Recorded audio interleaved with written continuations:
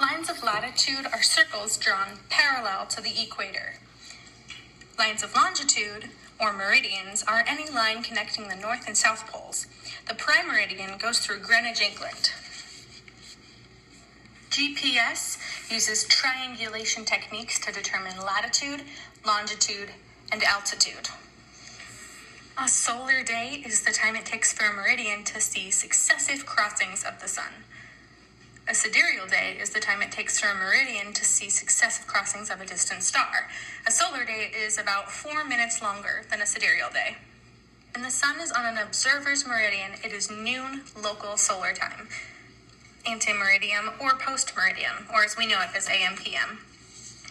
Local solar time is hard to track. If you move a little east or west, it can change, so we use standard time zones. The wobble in a top is called precession. Earth's precession cycle is 25,800 years, or we just say 26,000 years.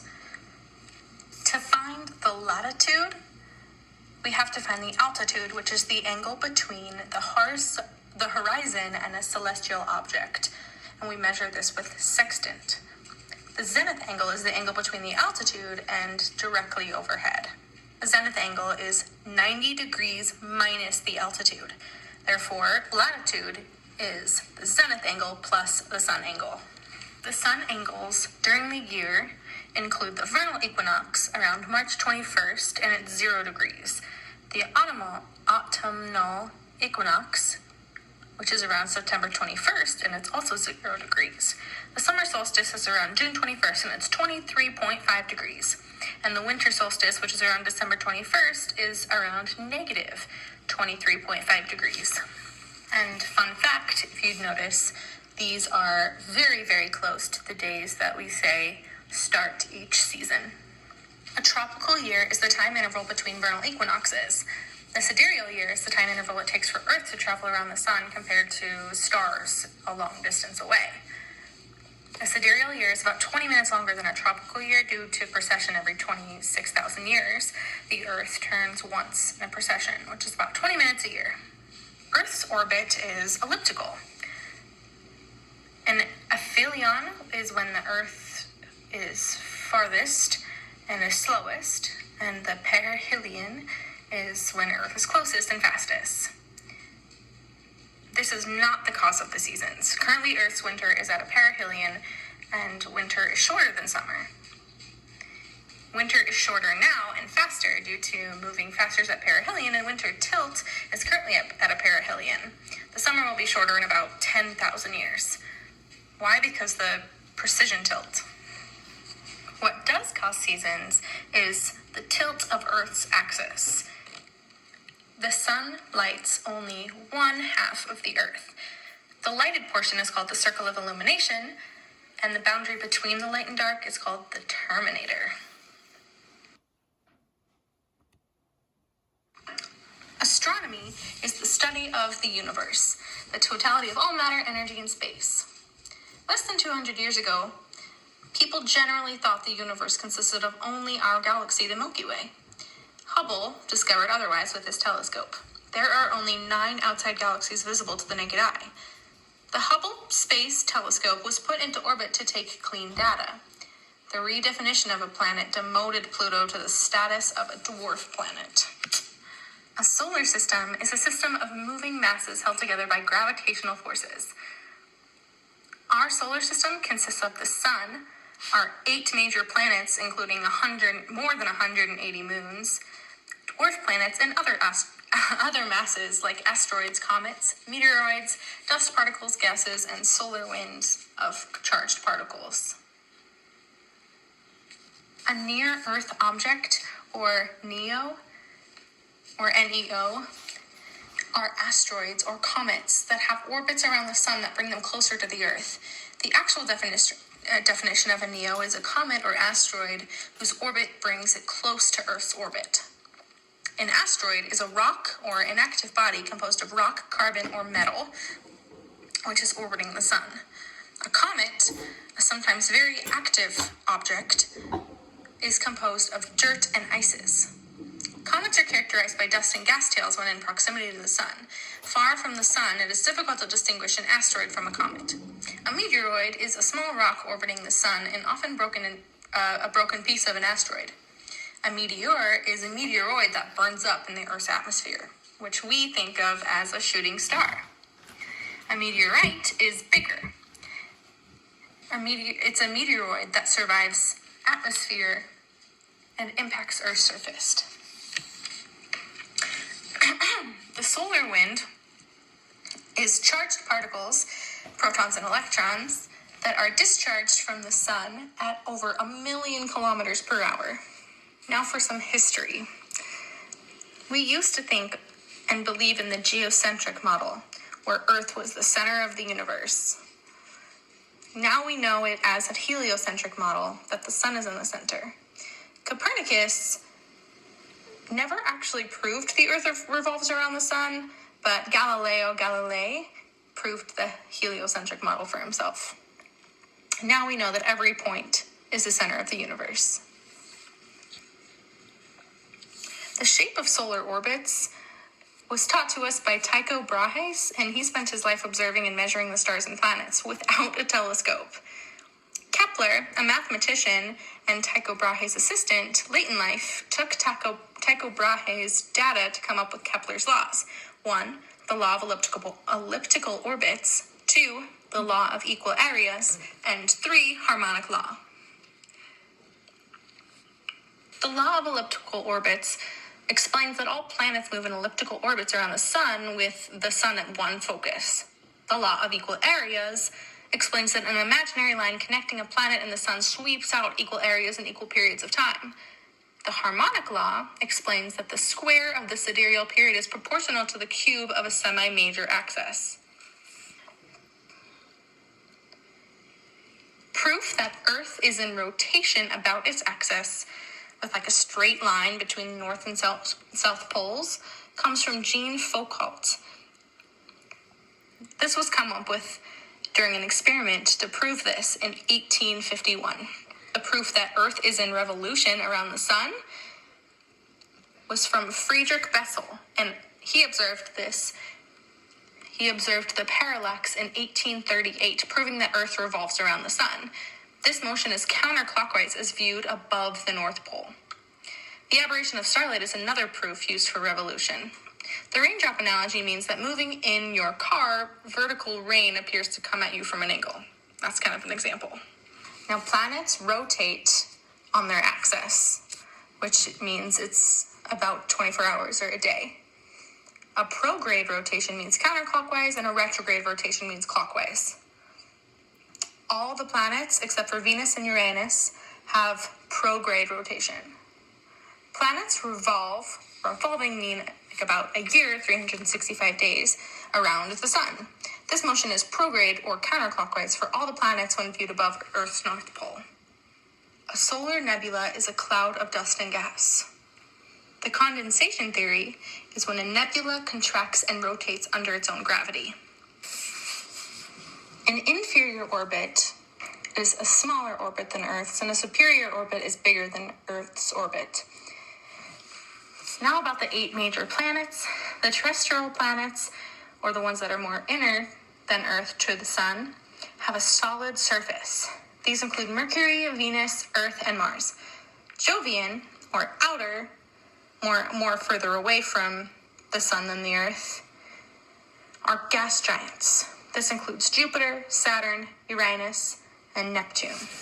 The time it takes for a planet to orbit the sun is called its sidereal period, or a planet's year. Conjunction means it's aligned toward the sun from the Earth, which is inferior versus superior. Opposition is aligned away from the sun from Earth. From Earth's sun in one direction, the planet in exactly the opposite direction. Albedo is the fraction of sunlight reflected. The brightness depends on the albedo, size, and proximity of the object. Objects ranked by brightness as viewed from the Earth are the Sun, the Moon, and then Venus. The terrestrial planets, Mercury, Venus, Earth, and Mars, are relatively small.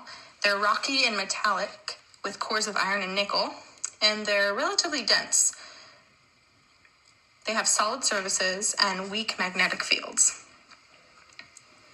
Jovian planets, Jupiter, Saturn, Uranus, and Neptune, are larger than the terrestrial planets, and they all have over 170 moons total. All Jovian planets have rings, which are marbles to basketballs to boulders. They have relatively low density and are mostly hydrogen and helium. They are believed to have a rocky core but are not solid at their visible surfaces, and they have very strong magnetic fields. The 2006 International Astronomical Union definition of a planet includes this. 1, it must be in orbit around the sun. 2, it must have sufficient self-gravity to form a nearly spherical object. 3, it must be the dominant body in its orbit, like it must have cleared the neighborhood around the orbit.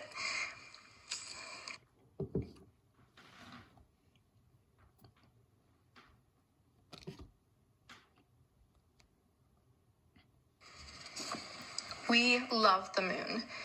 As of November 14th, 2012, NASA recognized 171 moons of the 8 planets in the solar system.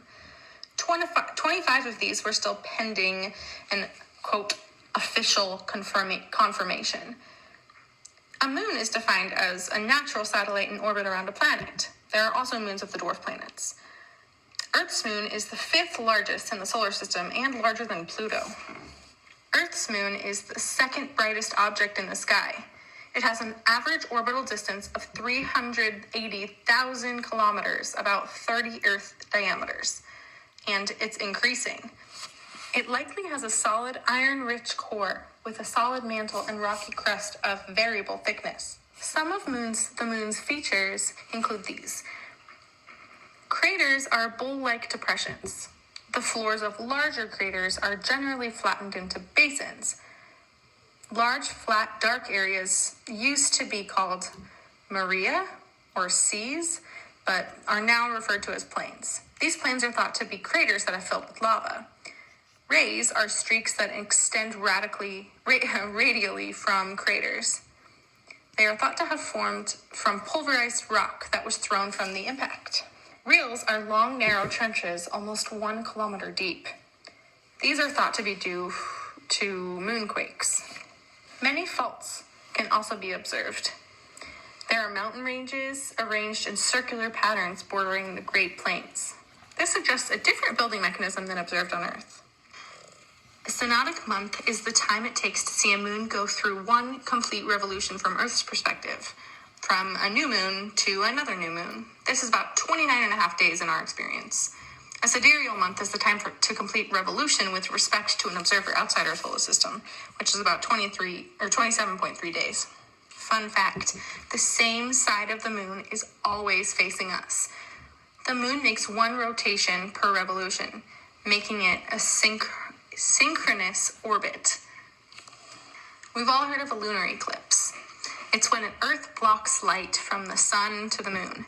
This occurs only during a full moon. If the alignment is just right, we see a total lunar eclipse. If it's a bit off, we see a partial lunar eclipse. A reddish appearance is often seen as the redder part sunlight is refracted around the Earth and reflected back. Solar eclipse is when the moon blocks light from the sun to the Earth. An eclipse is just basically the blocking of light from one celestial body to another. The solar eclipse occurs during a new moon. Tides is when ocean water moves higher and lower on shorelines in a predictable pattern due to sun-moon gravitation. There are 2 tidal bulges, and they move around the Earth daily, and these line up with the moon. These bulges are high tides. The corresponding depressions in between are the low tides. The spring tide is when the moon and sun line up. A neap tide is when moon and sun are 90 degrees to each other from Earth. The universe is literally everything: matter, space, and energy. To be able to study the universe, we observe light, or electromagnetic radiation, that is emitted from stars and galaxies. And now we can observe gravity waves. The most light is absorbed in the atmosphere, so the Hubble Space Telescope was launched into orbit to avoid this problem. The universe is about 68% dark energy, 27% dark matter, and 5% matter. If we observe the sky over time, it appears that all of the stars are mounted on a spherical surface from our point of view. This imaginary sphere is the celestial sphere. The apparent motion of the sphere is due to the opposite rotation of the Earth. The stars seem fixed on this sphere, but the sun and the planets appear to wander due to revolutions of the Earth and other planets. The celestial equator and the poles are extension from Earth's. The declination is the angle measurement from the equator. The ecliptic is the path the sun appears to take on the celestial sphere.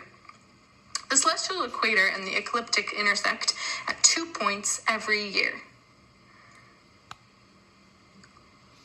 The equinoxes are vernal and autumnal, as I said before, and the celestial prime meridian passes through the vernal equinox. From this, we can measure right ascension.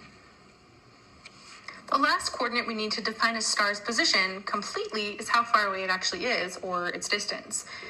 Its distances are defined in astronomical units, or abbreviated capital A, capital U, which means Earth to sun distance, which is around 150 million kilometers. Light years is the distance light travels in a vacuum over 1 year's time, which is about 9.5 trillion kilometers, because the speed of light is 3 times 10 to the 8th meters per second. A parsec is the distance to a star that exhibits a parallax of 1 second of arc. This is about 3.26 light years, or 31 trillion kilometers. Cosmology is the branch of astronomy that is the study of the structure and evolution of the universe.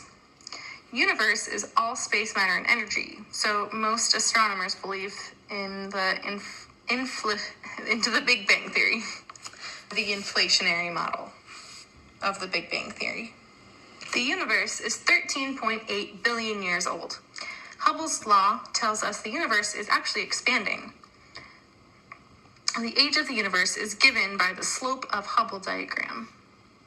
The Hubble telescope from 1990 showed that the acceleration of expansion of the universe was discovered in 1998. This shows that it started to accelerate about 5 billion years ago. A type 1a supernova has a particular brightness and light emission profile.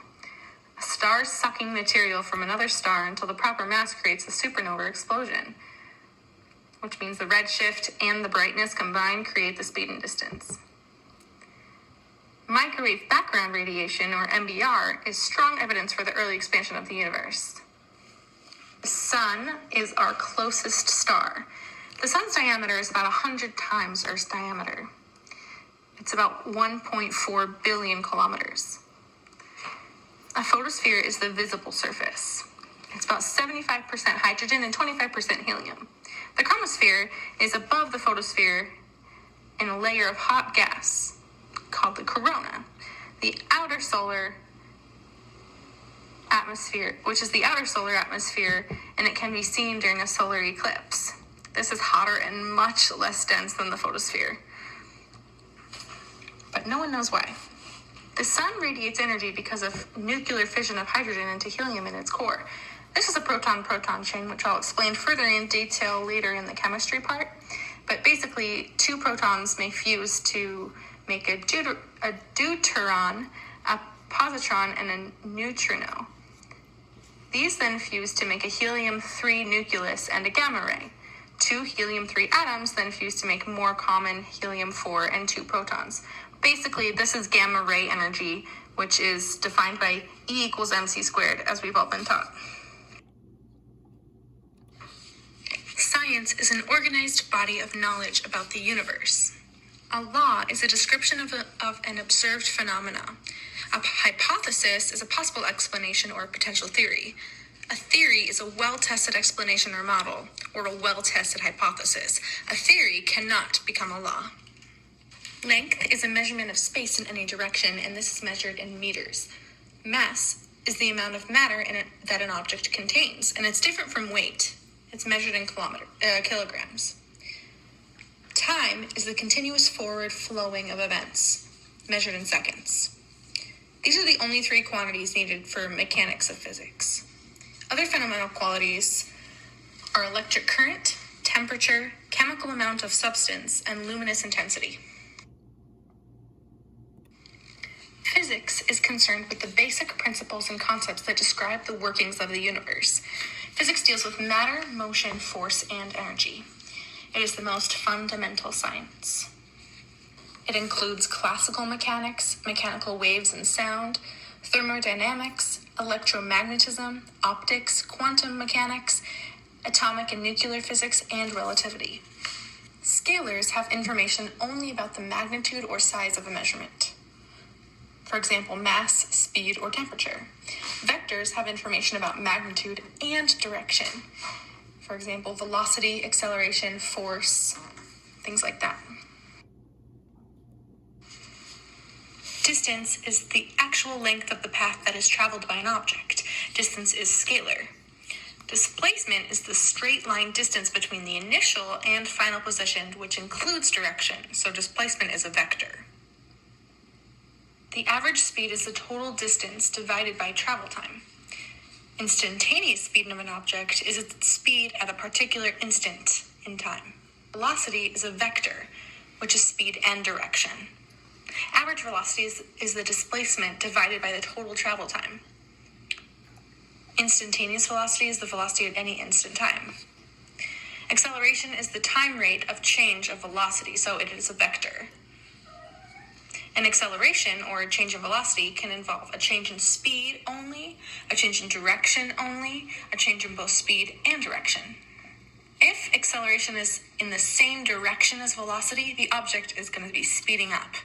If acceleration is in the opposite direction from velocity, the object is slowing down. Free fall is when an object moves solely under the influence of gravity. We include air resistance. At some point, the force of the resistance will equal the force of gravity, so the acceleration will go to zero. Since the only force is gravity, we neglect friction. Constant acceleration means that the change in velocity is constant. A force is a vector quantity capable of producing a change in motion. That is a change in velocity, also known as acceleration. There are many different types of forces. There's pull and push, or the generic notion, tension and compression, friction and air resistance, spring and buoyancy, and the fundamental forces are gravity, electromagnetic, strong, and weak nuclear. Newton's first law of motion states that an object will remain at rest or in uniform motion in a straight line unless acted on by an external unbalanced force. Inertia is the natural tendency of an object to remain in a state of rest or in a uniform motion in a straight line. Mass is a measure of inertia. Newton's second law of motion states that if a force is acting on a mass, the acceleration is directly proportional to the force. If the acceleration is inversely proportional to the mass. Put it together in force equals mass times acceleration. F equals ma. Newton's third law of motion states is the law of action and reaction. For every action, there is an equal and opposite reaction. For every force, there's an equal and opposite force. And whenever one object exerts a force on the second object exerts an equal and opposite force on the first object. Friction is the resistance to motion whenever two materials are in contact with each other, be they solids, liquids, or gases. Again, mass is the amount of matter an object contains. It's also the measure of inertia. Weight is the gravitational force acting on an object. The relationship between these two values is that weight is mass times the acceleration due to gravity. Newton's law of gravitation states that every particle in the universe attracts every other particle with a force directly proportional to the product of their masses and inversely proportional to the square of the distance between them. Basically, just including gravity in equations. 6.67 times 10 to the negative 11th. Buoyancy. An object will float if its average density is less than the density of the fluid. An object will sink if its average density is greater than the density of the fluid. An object will be in equilibrium at any depth, called neutral buoyancy, if its average density is the same as the fluid. The law of conservation of angular momentum states that the angular momentum of an object remains constant if there is no external unbalanced torque acting on it. There are many different forms of energy, but energy cannot be created or destroyed, but it can change form. The different forms of energy are chemical, electrical, gravitational, nuclear, radiant, and thermal. Work is done by a constant force. Energy is the ability to do work. Work is the transfer of energy. Force is how humans direct the flow of energy. Mechanical energy is comprised of kinetic energy, which is the energy of motion, and potential energy, which is the energy due to position or state. Mechanical energy is kinetic energy plus potential energy. Gravity is a very good example of potential energy. If net work is done on an object, it changes the object's kinetic energy. Temperature is a measure of the average kinetic energy of the molecules of a substance. Hotness or coldness. Heat is the energy transferred from one object to another because of a temperature difference. Heat flows from relatively hot objects to cold objects. Objects do not contain heat. Temperature is measured in Fahrenheit, Celsius, or absolute, which is Kelvin. Fahrenheit is 9/5 Celsius plus 32. Conduction is the transfer of heat by molecular collisions. Convection is the transfer of heat by the movement of a substance or mass from one place to another. Radiation is the transfer of energy by means of electromagnetic waves. For example, radiation is the heat coming off of your fireplace. Convection is what's happening in the water that is boiling. And conduction is the heat coming from the water or the heat of the fire to maybe the handle of the pan. A solid has a definite shape and volume. A liquid has a definite volume, but no definite shape. A gas has no definite shape.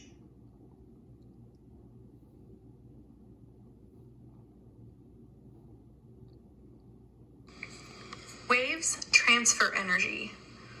In general, matter is not propagated by waves, not transferred by waves. However, many waves move through matter. Water waves, earthquake waves, sound waves. Other waves don't need a medium to travel through. Electromagnetic waves like light or radio waves, and there's also gravity waves. There are two different types of wave properties. There's a longitudinal wave, which is particle motion parallel to wave velocity. And there is transverse waves, which means that particle motion is perpendicular to wave velocity. Wavelength is the distance from peak to peak or at any point on the wave to the adjacent point after one oscillation. Amplitude is the maximum displacement of wave from equilibrium position. Frequency is oscillations per second.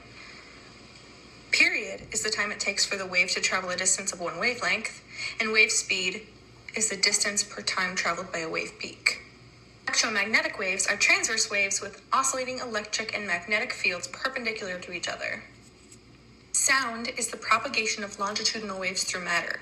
Sound spectrum has three regions: infrasonic, which is below audible, below 20 hertz, an audible range between 20 hertz and 20 kilohertz, and ultrasonic, which is above audible, 20 kilohertz or above. Loudness of sound is related to its intensity. The speed of sound depends on the makeup of the material it travels through. Generally, the denser the medium, the faster the speed of sound, and in air, the higher the temperature, the faster the speed of sound. Sound is much slower than light. For example, thunder and lightning, you see the lightning and then comes the thunder. Pitch, the highness or lowness, is related to the frequency. Higher frequencies produce higher pitches. Everyone's experienced the Doppler effect. It's how the sound and the pitch changes when a truck goes really fast in front of you and the pitch changes to lower. Its relative motion between a frequency source and a listener causes a shift in observed frequency, which is called the Doppler effect. Electrical force. The law of charges means that like charges repel, and unlike charges attract. This is where Newton's third law applies, that forces are equal and opposite. You've definitely seen this with a magnet. Coulomb's law states that the force between two charged bodies are proportional to the to the product of the two charges and inversely proportional to the square of the distance between them. This just makes the equation to be able to find the force between charges. Static electricity, rubbing objects together can cause the charge to move from one object to the other. Electric polarization of matter. Charge separation or molecular orientation of material in response to external charges. For example, balloons. A current is a moving charge. The current is the rate of flow of electric charge in time. Conductors easily let electrons move. Insulators don't conduct electricity very well. Semiconductors are neither good conductors or insulators. Work must be done to separate opposite charges. This work turns into electric potential energy. Voltage is the electric potential energy or work per unit of charge. Current can meet resistance due to electrons running into atoms in the material. Direct currents are when electrons flow continuously in one direction. Alternating currents are when electrons move back and forth as the voltage alternates between positive and negative. Electromagnetism. Interactions between electrical and magnetic fields. Moving charges create magnetic fields, and moving magnets create electric fields. These effects allow us to make motors, generators, and transformers. A motor converts electrical energy into mechanical energy, and a generator converts mechanical energy into electrical energy.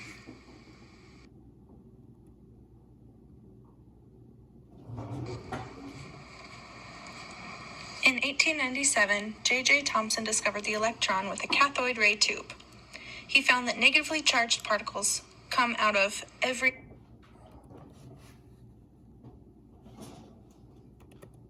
type of atom. This led to the plum pudding model. The plum pudding model describes atoms as having electrons as negatively charged raisins in a positively charged pudding. In 1911, Ernest Rutherford discovered that 99.97% of an atom's mass is concentrated in the nucleus. If we heat a wire, a continuous spectrum of light emerges. If we subject a gas to high voltage and observe the emitted light, we see a line emission spectrum. If we put a continuous spectrum of light through a gas, we see a line absorption spectrum. In 1913, Niels Bohr observed spectral lines in hydrogen. The Bohr model of an atom is what we know today, and it shows electrons as particles like planets. Only certain orbits are allowed for electrons. If an electron lowers its energy state, or principal quantum number, the atom will have to emit a photon to satisfy conservation of energy. Fluorescence is caused by the quick absorption and emission of photons of different energies. Phosphorescence is caused by absorption of photons to reach a metastable state. The material then slowly emits photons or glows over time. Classically, there is no limit to the precision of a measurement. Quantum theory tells us that there is a limit to this precision. In 1927, Werner Heisenberg's uncertainty principle stated, "It is impossible to know a particle's exact position and velocities simultaneously." Quantum mechanics deals with probabilities as opposed to exact laws due to the uncertainty principle. An atom consists of negatively charged particles called electrons. Surrounding a positively charged nucleus contains protons with a positive charge and neutrons with a neutral charge. The particles in the nucleus together are called nucleons. Protons and neutrons have about the same mass, which is about 2,000 times the mass of an electron. Isotopes have the same number of protons measuring atomic mass and different number of neutrons measuring the mass number. The nuclei of specific isotopes are called nucleides. An atomic mass unit is approximately the mass of one nucleon, which is a proton and a neutron combined. Next is radioactivity. Certain nuclides will spontaneously decay. These nuclides are called radioactive isotopes, and this process is called radioactivity. There are 3 different forms of decay and 3 different forms of radiation. There is alpha decay, which is a helium nucleus, beta decay, the electron, and gamma decay, a photon, which is light energy. During alpha decay, an alpha particle is ejected from the nucleus, and the daughter nucleus is different from the parent nucleus. A nucleus ejects 2 protons and 2 neutrons. During beta decay, a beta particle is ejected from the nucleus, and the daughter nuclei are different from their parent nucleus. During gamma decay, a gamma ray is ejected from the nucleus, and the daughter nucleus is the same as the parent nucleus. The element stays the same, and the nucleus just releases extra energy in the form of a photon. Nuclei are only radioactive if its atomic number is greater than 83. It has fewer neutrons than protons, and the only 2 exceptions to this rule are hydrogen and helium-3. It also should have an odd number of protons and an odd number of neutrons, and there are a few exceptions to this rule as well. These rates of decay are defined in terms of half-life. A half-life is the time it takes for 1/2 of the original sample to decay. Carbon-14 dating uses this knowledge to roughly determine the age of once living organisms. Carbon-14 half-lives are about 5,730 years. Nuclear fission is when a large nucleus splits into smaller nuclei with the emission of neutrons and energy in the form of photons and kinetic energy. We know this equation as E equals mc squared. Fission reactions have 3 common features. 1, the fission products are always radioactive. 2, relatively large amounts of energy are produced. And 3, neutrons are released. There is a chain reaction with nuclear fission, and one reaction can definitely trigger more reactions. Nuclear fusion, on the other hand, is when small nuclei combine to form a larger nucleus with the release of energy.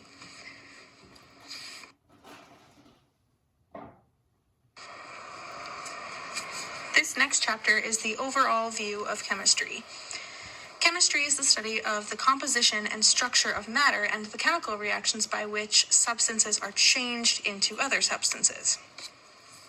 Currently, there are 5 major divisions of chemistry. There's physical, analytical, organic, inorganic, and bio. Pure substances are divided into elements and compounds. An element is a substance in which all the atoms have the same number of protons. A compound is a substance composed of 2 or more elements chemically bonded in a definite fixed ratio by mass. Compounds can only be decomposed into their constituent elements through chemical processes.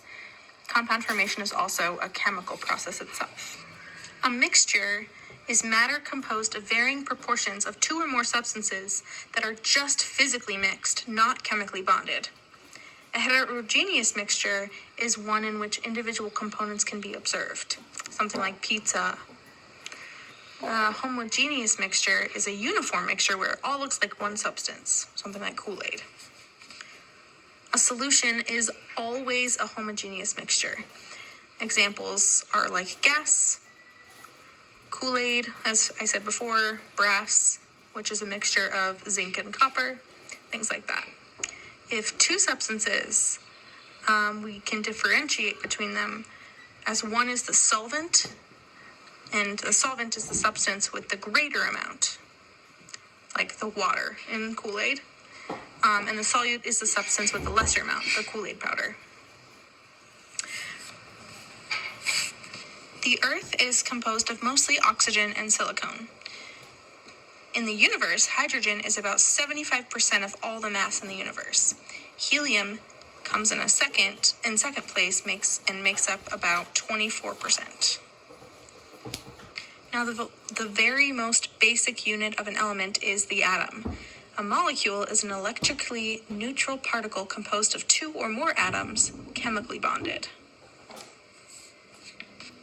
Allotropes are two or more molecular structures of the same element that have different bonding structures. An example of this is graphene. Graphene has many extraordinary properties. The periodic law states that properties of elements are periodic functions of their atomic numbers. The rows on the periodic table are periods, so the columns tend to have some chemical properties in common. The columns are groups. Group elements tend to share chemical reactivity. I'm going to talk a little bit about the difference between metals and nonmetals on the periodic table. Metals are really good conductors of heat and electricity, where nonmetals are poor conductors of heat and electricity. Metals are malleable, and they can be easily beaten into sheets, and nonmetals are brittle if they are solid. Metals are ductile and easily stretched into wire, and nonmetals are not. Metals have 1 to 3 valence electrons, and nonmetals have up from 4 to 8. Metals form positive ions, and nonmetals form negative ions. We can use our knowledge of electrons to determine where the electrons are and which shells they are in a ground state atom. This is the electron configuration. Valence electrons are electrons in the outermost shell. Valence electrons determine the chemical reactivity of the element. This next chapter is about chemical bonding. In 1774, Antoine Lavoisier discovered the law of conservation of mass, which is actually still in use today. This states that no detectable change in the total mass occurs during a chemical reaction. In 1799, Joseph Proust discovered the law of definite proportions. This states that different samples of a pure compound always contain the same elements in the same proportion by mass. In 1803, John Dalton proposed Dalton's atomic theory. This states 3 things. 1, elements are composed of atoms of the same kind, which are different than atoms of other elements. 2, chemical combinations are combining whole numbers of atoms into molecules of a compound. And 3, no atoms are gained. They're just changed during a chemical reaction and rearranged to form new substances.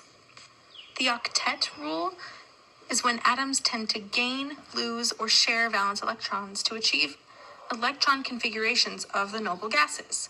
They want 8 electrons in their outer shell. It's important to note the only 2 exceptions to this rule are hydrogen and helium, the 2 at the top of the periodic table. They only want 2 electrons in their outer shell.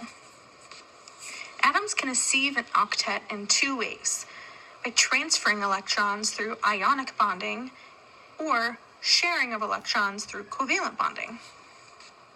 Covalent bonding will form compounds.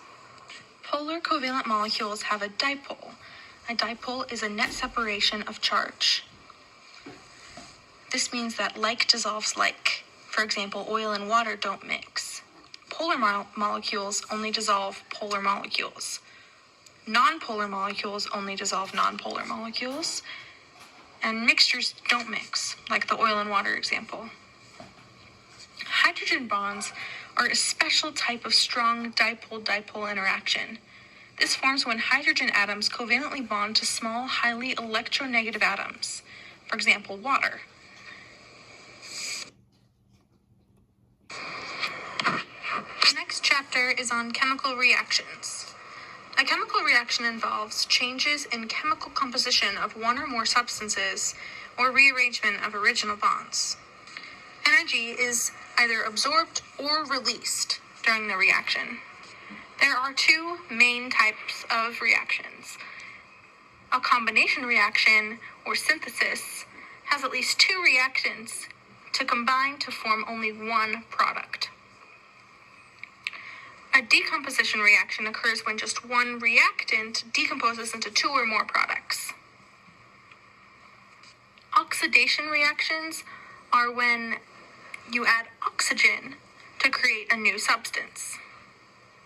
If we don't have oxygen, we can refer to the loss of electrons as oxidation. Reduction is the process of removing oxygen from a substance. Without the oxygen, reduction is a gain of electrons. A combination of these processes is called a redox, or an oxidation-reduction reaction. Redox reactions can cause single replacement reactions. A combustion reaction is when a substance reacts with oxygen to form an oxide. It's slower than an explosion, but it's still quite rapid. A combustion is not an explosion. An explosion is an exothermic reaction that liberates energy all at once while producing large amounts of gaseous products. Hydrocarbon combustions. Hydrocarbon are compounds with only carbon and hydrogen. When combusted, it produces carbon dioxide and water and energy when burned completely. Every chemical reaction is reversible to some extent, but when occurring at the same rate, it is called dynamic equilibrium. During a reaction, energy is consumed to break bonds, and energy is released when new bonds are formed. The net release of energy is called an exothermic reaction. A net absorption of energy is called an endothermic reaction. Activation energy is the initial input of energy to start the reaction. Activation energy is a measure of the minimum kinetic energy that colliding molecules must have to react chemically. The rate at which a reaction occurs depends on temperature, concentration, surface area, and catalysts. A catalyst is a substance that increases the rate of reaction but does not get consumed in the overall process. An acid is a substance that produces hydrogen ions in water. Strong acid ionizes almost completely in water.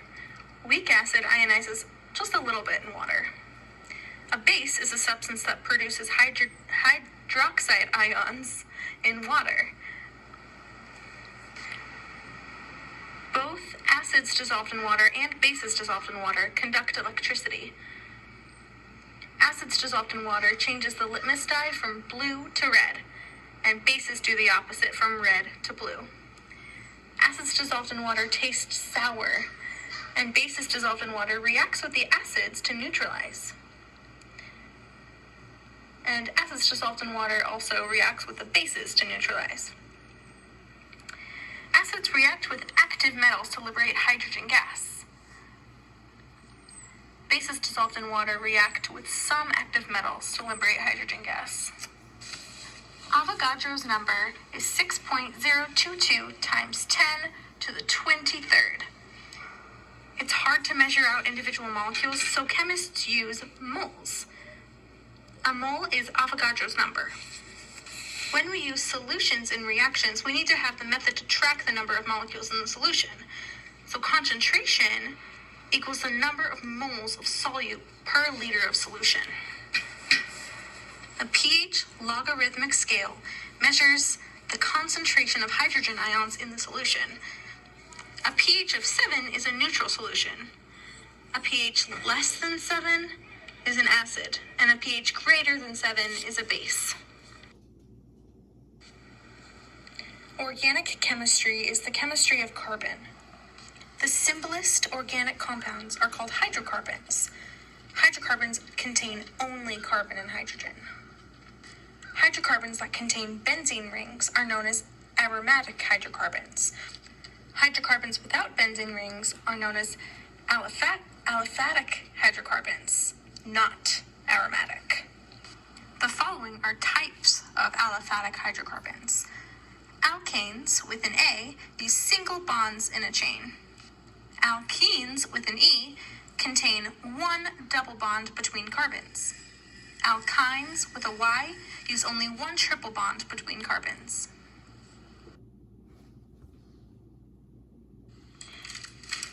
Geology. It is something that we all experience every day without even knowing it.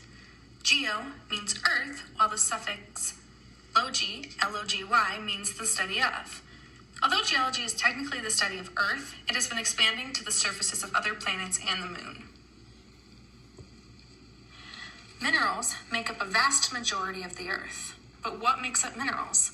Well, minerals are composed of 8 essential elements.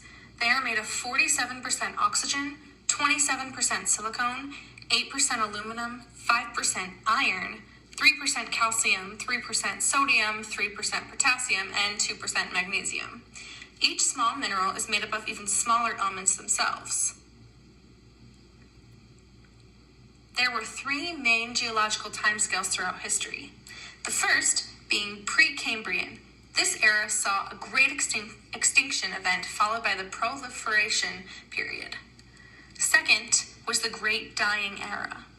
This resulted in the loss of 70% of land species and 90% of ocean species. Finally, there was the KT event. Put simply enough, this was the most recent extinction era, which resulted in the extinction of the dinosaurs. The relative geological timescale can be split into eons, eras, and periods.